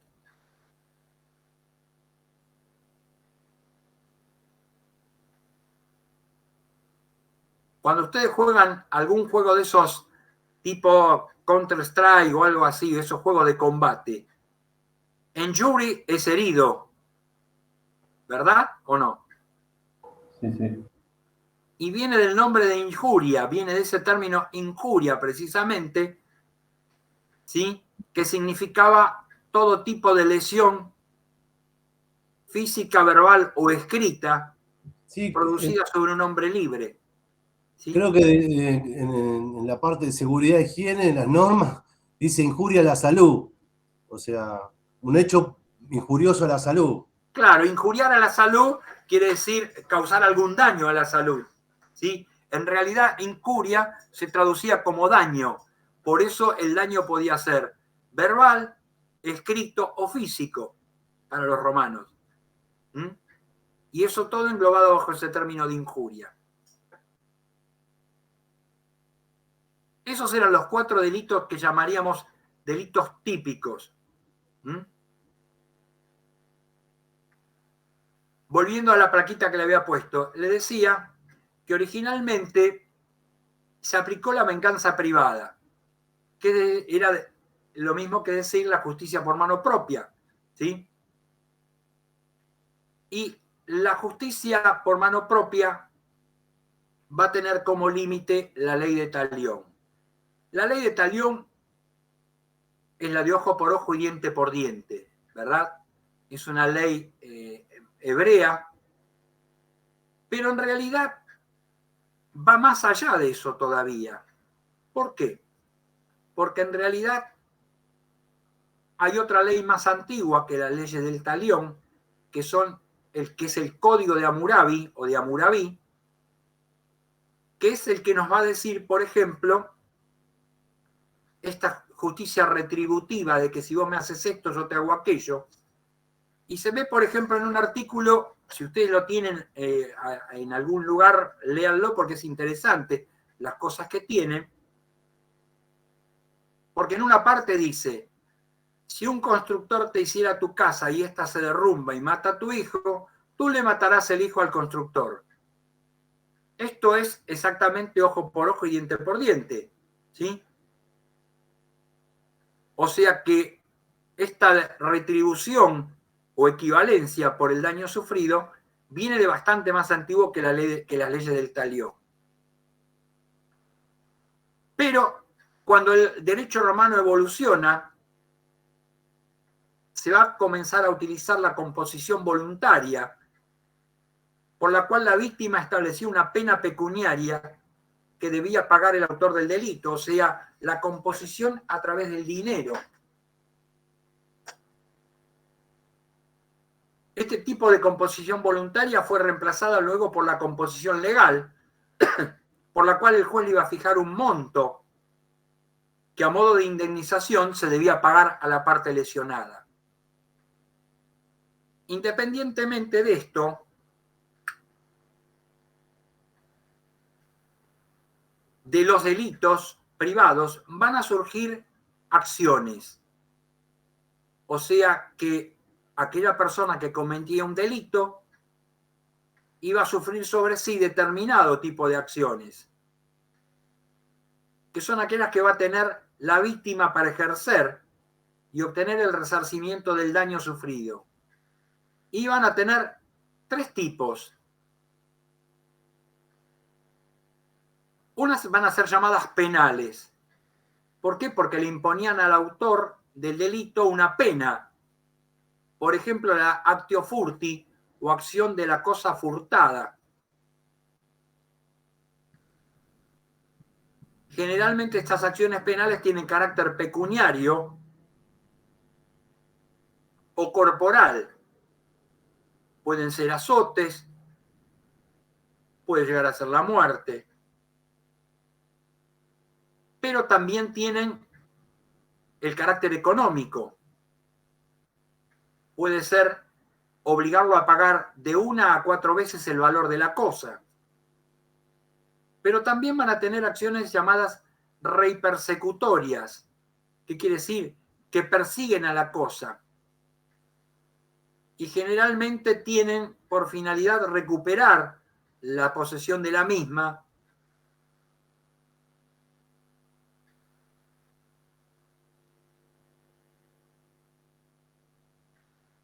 para su dueño.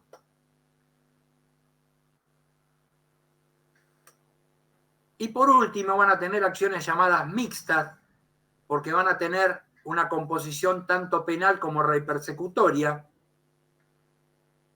y que son aquellas derivadas de la lex Aquilia.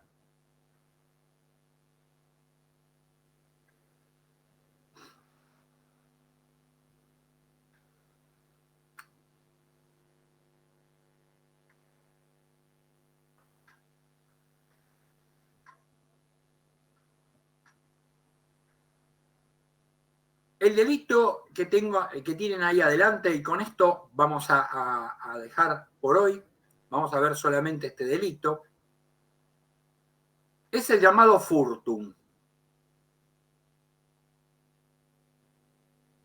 El furtum sería el equivalente de lo que es hoy el delito de hurto, ¿sí?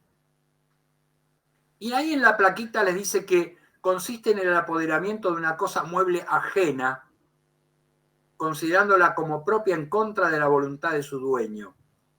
En realidad, van a ver que de acuerdo a los tipos de furtum que vamos a ver después, no solamente se puede hurtar o furtar la cosa ajena, sino que también se puede furtar la cosa propia, o sea, apoderarse ilegítimamente de una cosa propia que un tercero la tiene por un legítimo derecho.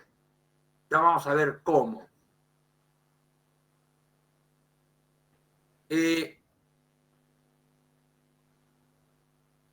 el siguiente parrafito les dice que este concepto clásico del furtum se va a ampliar y va a decirse que es la sustracción de una cosa mueble ajena, como así también su uso ilícito y el apoderamiento indebido de quien ya retenía la cosa con consentimiento del propietario, que sería lo que los romanos llaman el furtum res sua, furtar la cosa de uno, ¿sí? Precisamente este furtum de la cosa de uno va a ser el que tienen en el último espacio como posesiones o furtum posesiones, ¿sí?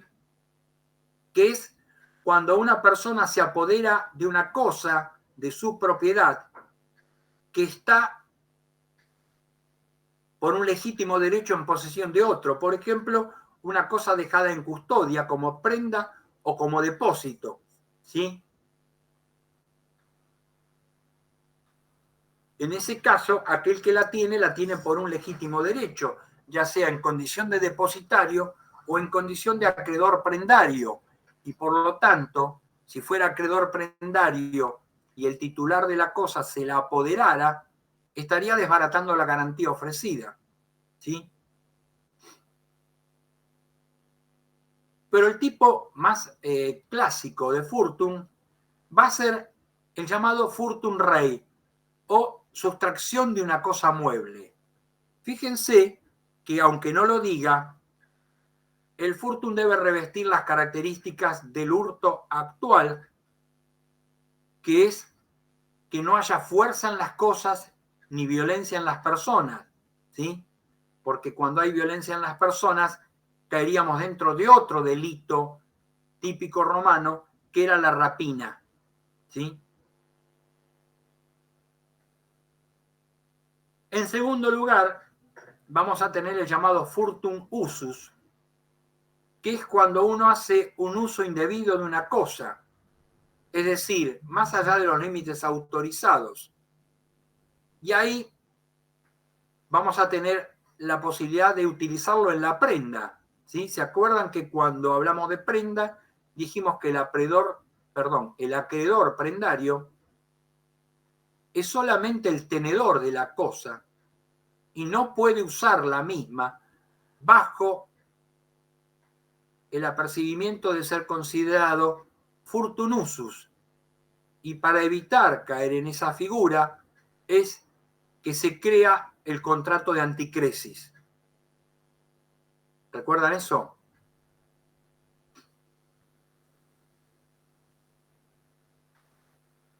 Hola, hola. ¿Lo recuerdan? Sí, profe, sí. Sí, profe. Es el uso indebido de la cosa.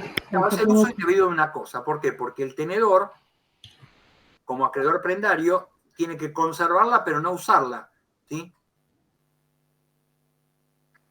Es lo que ahora sería el depositario judicial, ¿no? Muy bien, es el depositario judicial. Cuando vos te constituís en depositario judicial, no tenés el uso de la cosa, salvo que te lo entreguen. Porque vos fijate que hay, sobre todo cuando secuestran vehículos o naves o aeronaves, se las pueden dar a una fuerza de seguridad o una fuerza armada para que las usen, ¿sí? son depositarios judiciales porque la cosa está sujeta a un juicio, pero le permiten el uso de la cosa, ¿sí? Claro. Está bien, sí, Pero en sí. general, cuando uno habla de depositario judicial, implica el no uso de la cosa, la conservación. Está bien, Cuando sí, uno pero- va y embarga una cosa Claro. y la deja en propiedad de su propietario, precisamente lo constituye en depositario judicial de la misma. Lo que debe hacer es garantizar la subsistencia de la cosa como garantía de un eventual crédito. ¿Mm? Está bien.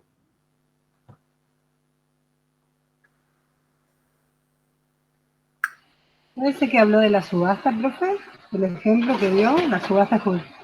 No, bueno, eso tenía que ver con la prenda, que si la prenda no era satisfecha, ¿sí? El acreedor no se podía quedar con la cosa, sino que la tenía que subastar. ¿Mm? Bien, bien. A su vez, el furtum va a admitir una clasificación de acuerdo a determinadas circunstancias.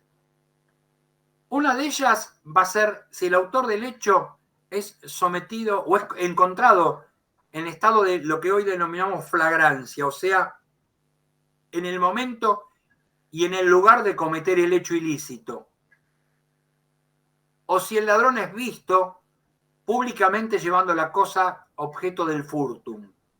Por eso se va a decir que ese furtum es manifiesto. ¿Por qué? Porque manifiestamente es el autor del hecho.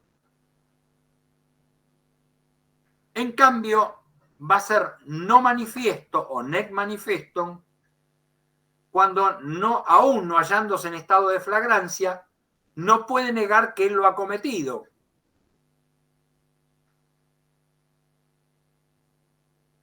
Sería si se lo encuentra con la cosa objeto del furtum en otro lugar y pasado un determinado tiempo, ¿sí? Él no va a poder justificar cómo está en poder de la cosa objeto del furtum.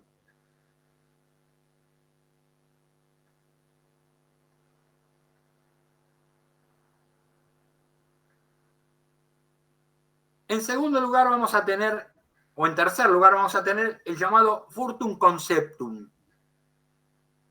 Este furtum conceptum es cuando la víctima, a través de una pesquisa ceremonial, llamada pesquisitio, ahí lo tienen el nombre, pesquisitio Lanceliciochi, que era una pesquisa solemne realizada en presencia de testigos, encontraba la cosa objeto del furtum en el domicilio del autor. Esa pesquisa la debía realizar vestido solamente con un taparrabo y con una varita en su mano, que era lo que le daba o semejaba lo que era la lanza, ¿sí? En realidad, ¿para qué se les ocurre que tenía que ir vestido solamente con un taparrabo? Para que no le implantaran algún Muy hecho. bien, porque si iba con ropa, abajo de la túnica podía llevar un objeto e inculpar a una persona de que era autor de un delito. Entonces, para que no se supusiera que llevaba nada, iba prácticamente desnudo, ¿sí? Entonces no podía ocultar nada debajo de esa poca ropa. Y los testigos acompañaban y acreditaban lo que encontraba. Los testigos también iban con una hojita, No, profesor. los testigos no. Ah, Yo siempre le digo, lo importante es que la varita la llevara sin hoja, ni ramita, por la duda. En cambio, en lugar de conceptum, era considerado furtum oblatum o furtum entregado, cuando la cosa objeto del furtum hubiera sido entregada a un tercero. ¿Qué quiere decir? Podía ser lo que hoy denominamos un reducidor o una persona a la cual la engañaran para que recayera sobre él la venganza del propietario de la cosa, ¿sí? Supongamos que una persona de su confianza viene y dice, ¿me tenés esto por un par de días porque yo me tengo que ir? ¿Me tenés este caballo porque yo me voy de viaje, me le da de comer resulta que al otro día viene y te agarran y este caballo era robado. ¿Sí? Precisamente eso se hacía para evitar que recayera sobre una persona o sobre la persona del autor la venganza de la víctima. Y el que dice furtum prohibitum, en realidad no lo van a tener, creo que no lo tienen en Di Pietro, es cuando una persona se negaba a que fuera realizada esta pesquisa solemne, iba a obrar una presunción en su contra como que era autor del hecho ilícito, porque el acceder a la pesquisa, si no se encontraba nada, ¿sí?, era una demostración de inocencia.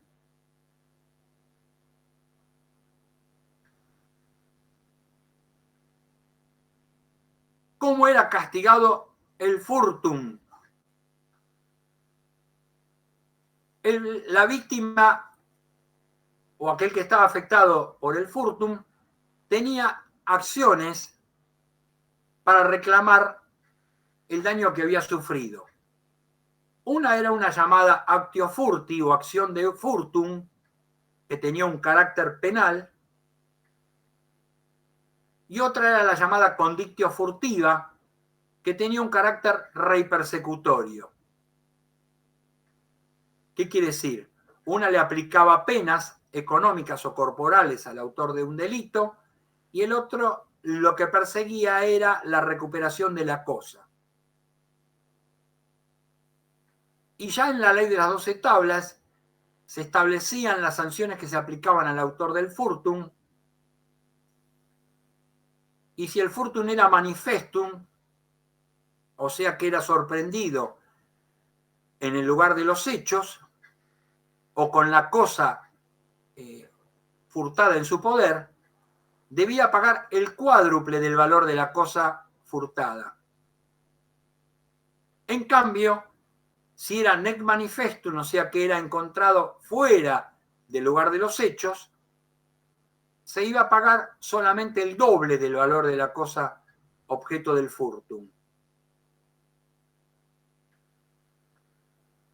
El furtum conceptum o en el oblatum se le iba a aplicar un castigo equivalente al triple del valor de la cosa, y si se negaba a acceder a la pesquisa y el furtum era considerado prohibitum, el valor ascendía al cuádruple del valor de la cosa. O sea, se lo presumía culpable. O sea, era una presunción de culpabilidad, precisamente. Muy bien. ¿Por qué? Porque el tipo tiene los medios para desdecir.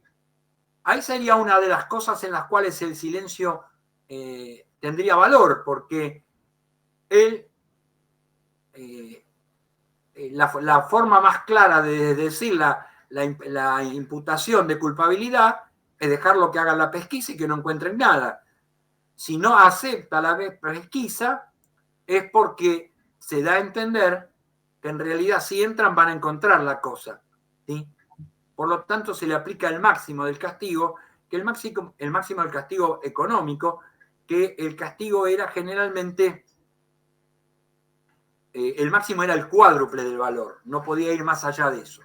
Y otra cosa importante es que las penas eran combinadas, o sea que no podían ser castigados no solamente con el valor de la cosa, sino con azotes o aún hasta la muerte, ¿sí? Por eso yo siempre los cargo y les digo que en realidad los romanos castigaban con penas económicas y penas corporales. Por eso de ahí debe venir eso de muerte, pero primero dunga dunga, porque a veces los azotaban y después los mataban. No era cuestión de que se murieran sin sufrir, ¿sí? Sobre todo si eran esclavos, generalmente eran condenados a muerte, primero eran castigados con el azote y después la muerte. Por eso lo de muerte, pero primero dunga dunga. Era como para que vean el...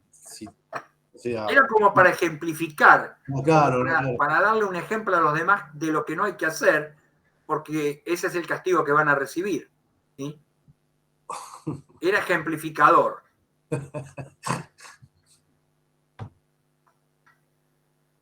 Bueno, creo que por hoy ya dimos bastante. Avanzamos porque después vamos a tener la clase del 8, que no la vamos a tener. A ver, que tengo acá el programa. No el programa, sino el cronograma. La clase del 8, que no la vamos a tener. Y la clase del 15, que no la vamos a tener porque vamos a dar la devolución de los parciales. Por lo tanto, la clase que viene vamos a terminar con todo lo que es fuente de las obligaciones. Que no nos falta tanto. Profe, este PowerPoint y el anterior lo va a pasar. Este no, el anterior, los dos anteriores sí. Este no, porque falta más de la mitad. Ah, bueno. Está bien. ¿Usted no lo puede pasar? Así yo lo voy... Sí, yo se lo paso. Tengo que armarme, profe. Se lo subo. Igualmente no se lo subo al grupo. No sé si usted está en el grupo. Sí, porque después el grupo lo pasa al resto. Sí. Bueno, sí, esta tarde se lo subo. Así yo ya lo voy virando y voy armando los resúmenes porque tengo un montón para hacer. Por eso, profe. Está bien, perfecto. Gracias. Perfecto. Profe, ¿hasta qué unidades vamos a ver en esta parte?